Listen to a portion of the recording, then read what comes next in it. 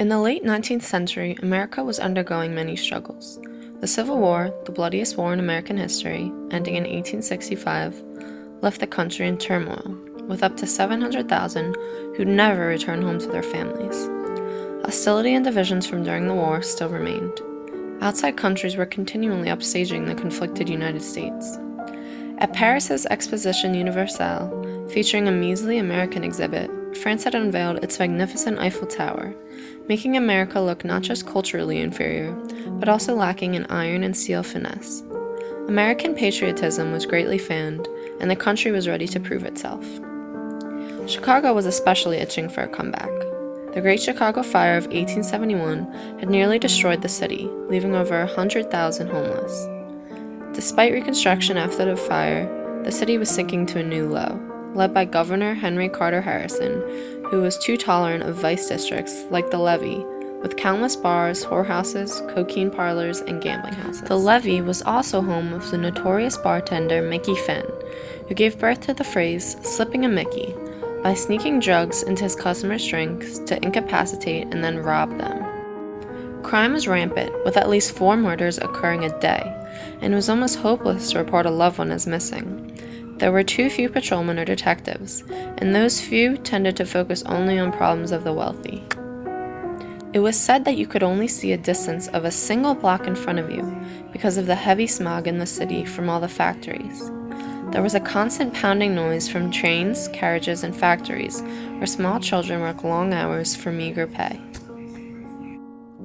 Garbage, rats, and flies were never far from view. Stray animal corpses were strewn across the streets, never to be picked up, but instead ending up in the river, which during heavy rains flowed into Lake Michigan, the drinking water source. It was no surprise that epidemics like smallpox, typhoid fever, cholera, and influenza frequently ravaged the city. An 1885 outbreak of cholera and typhoid fever had killed 10% of the city. Rudyard Kipling, British author of The Jungle Book, and at one point the highest paid author in the world, had a less than positive view of the city. Having seen it, I desire never to see it again.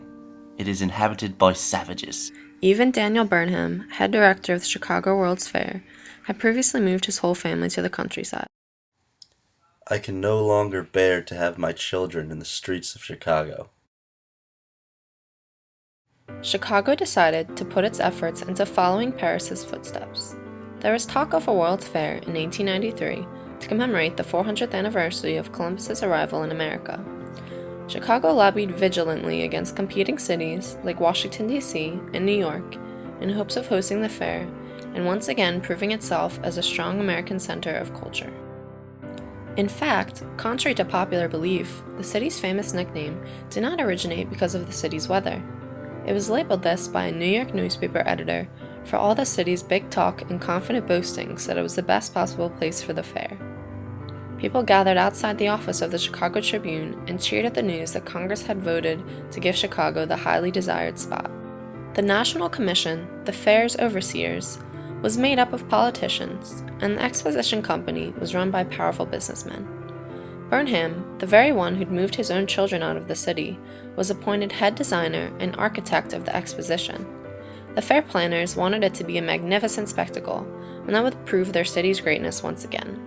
The National Commission approved Burnham's plans uncharacteristically fast, despite all the time and money that would go into them.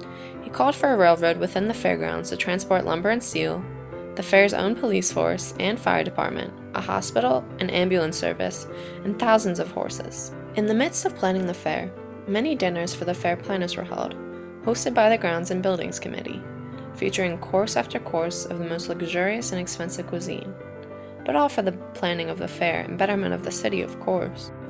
The chosen architectural style for the fair was called Beaux Arts, recalling the glory of neoclassical Grecian and Roman cities. The buildings were all gleaming white, giving birth to the fair's nickname, the White City. 27.5 million people visited the World's Columbian Exposition, at a time when the country's total population was 65 million.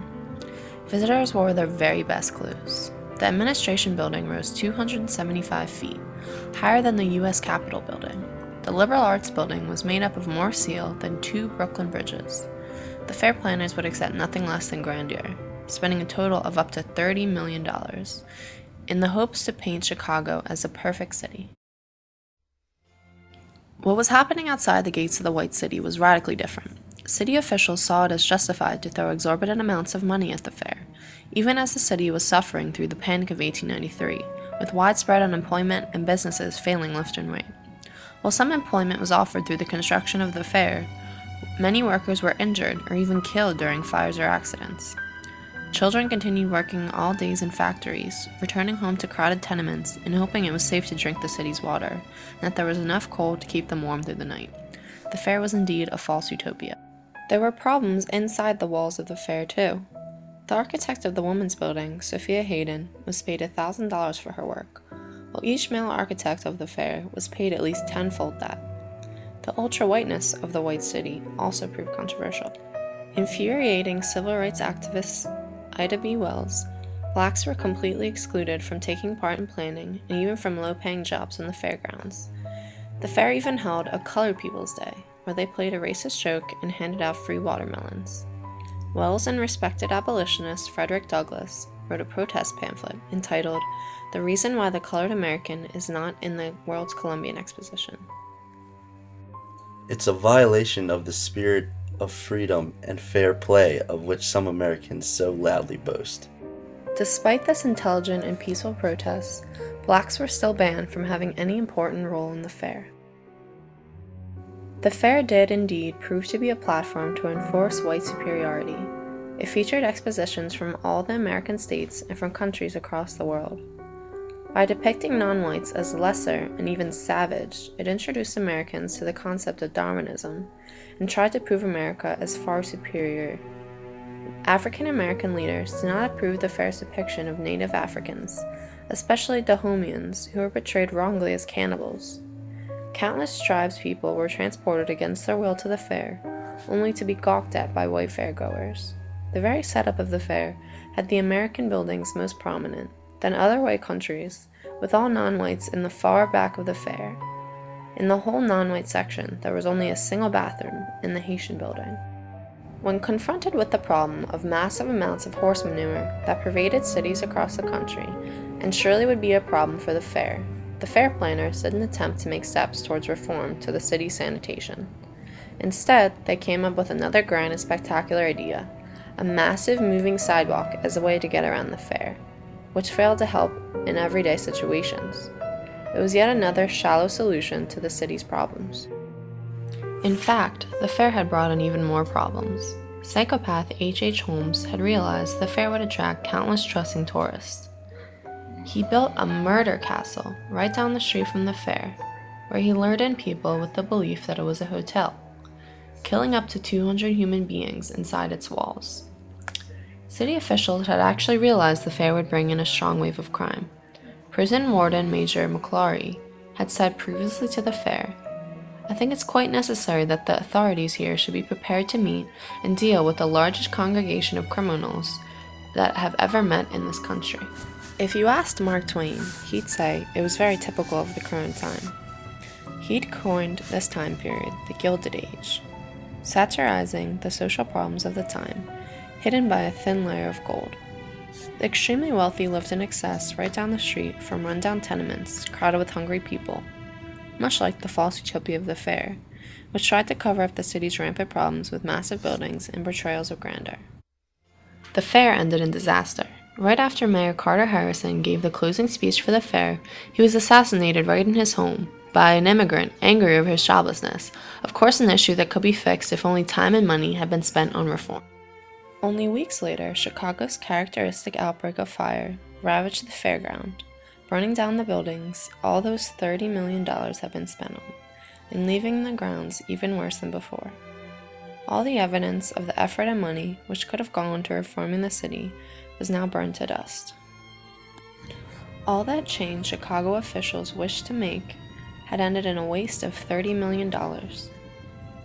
True change came later, especially under Roosevelt's Progressive Party. The 20th century brought direct elections, anti-monopoly reforms, and the outlawing of child labor, unlike Chicago in 1893, who in their attempt to change their ugly ways and prove themselves had made a massive white city that had brought far more problems than solutions.